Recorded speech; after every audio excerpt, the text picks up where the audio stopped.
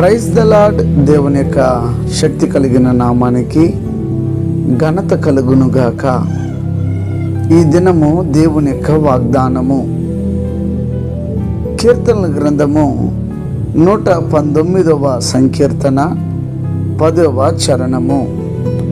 నా పూర్ణ హృదయముతో నిన్ను నేను వెదికి ఉన్నాను, నన్ను నీవు నీ ఆజ్ఞలను విడిచి తిరగనీయకము అని ఇక్కడ భక్తుడు తెలియచేస్తున్నాడు. దేవాతి దేవుడిని భక్తుడు పూర్ణ హృదయంతో వెతికాడు. అయితే అయ్యా, నీ తట్టు నుండి నన్ను తిరగనీయొద్దు అని చెప్పి దేవుని దగ్గర ప్రార్థన చేస్తున్నటువంటి ఒక ప్రార్థన వాక్యములను మనము ఈ దినము వింటున్నాం.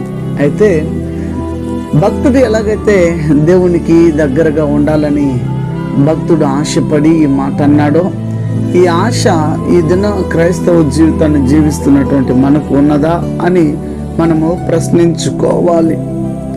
ఎందుకంటే పూర్ణ హృదయముతో నిన్ను నేను వెతికి ఉన్నాను అని భక్తుడు అంటాడు. ఒక రాజు అయి ఉండి ఆ రాజు ఈ మాట అంటున్నాడు.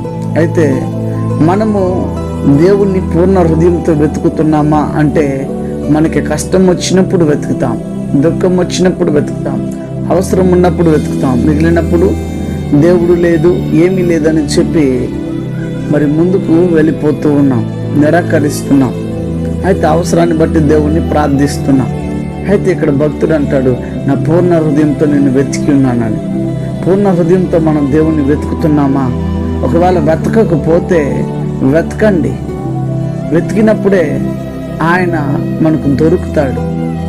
రెండవదిగా అంటాడు, నీ ఆజ్ఞలను విడిచి నన్ను తిరగనీయకు అంటున్నాడు. అంటే నాకేదైతే నువ్వు చెప్పావో ఆ మాట ప్రకారం జీవించే హృదయాన్ని నాకు దయచేయండి అయ్యా. నీ మనసుని నీవిచ్చిన వాక్యం ప్రకారం, ఆజ్ఞ ప్రకారం జీవించే హృదయాన్ని నాకు ఇవ్వండి అని చెప్పి భక్తుడు ఎలాగైతే దేవుని దగ్గర ప్రార్థన చేస్తున్నాడో, ఎప్పుడు దేవుని మాటకి, దేవుని యొక్క వాక్యానికి లోబడి జీవిద్దాం.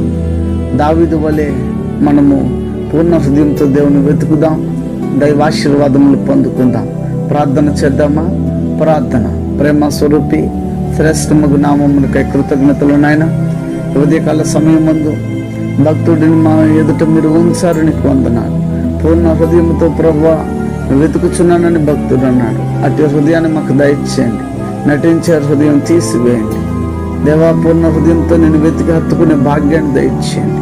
నీ ఆజ్ఞను విడిచి తిరగకుండా మమ్మల్ని స్థిరపరచండి, కృప చూపించండి. బలవంతుడానికి స్తోత్రం.